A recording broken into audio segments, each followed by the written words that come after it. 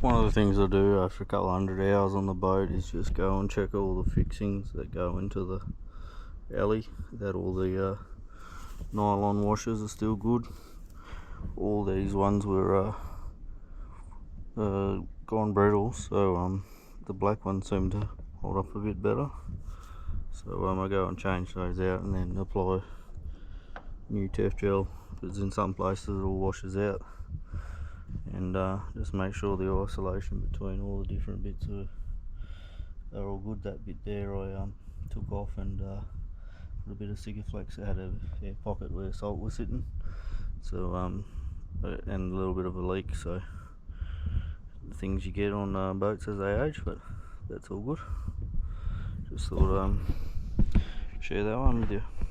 There you go, guys. Still working on the boat, just going over all the fittings, all the stainless fittings, and that go into the alley that are getting a lot of water. You can see this had Tef-Gel on there, and it goes crusty after a while. This is about 2 years since I've done it, so we're just going to reapply it, and pretty much anything that's under the water line or that it cops a lot of water, we're going to redo.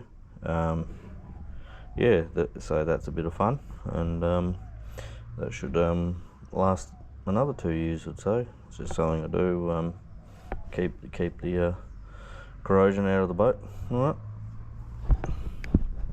So guys, that's the testament of putting a bit of isolation between your transducer that's stainless on alley. I initially got the boat, it was just straight on stainless on the alley, and it already started a little bit of corrosion but after the sea trial. But as soon as I got it home, I just put a little bit of perspex in between it, and then I put where is it, a bit of this Lano grease all over it, and then on the fixings I put Tef-Gel, and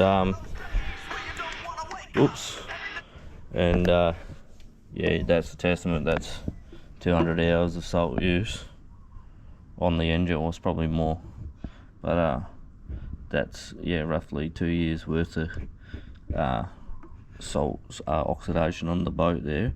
And that alley is pretty much like the day I bought it, so it's worked really well.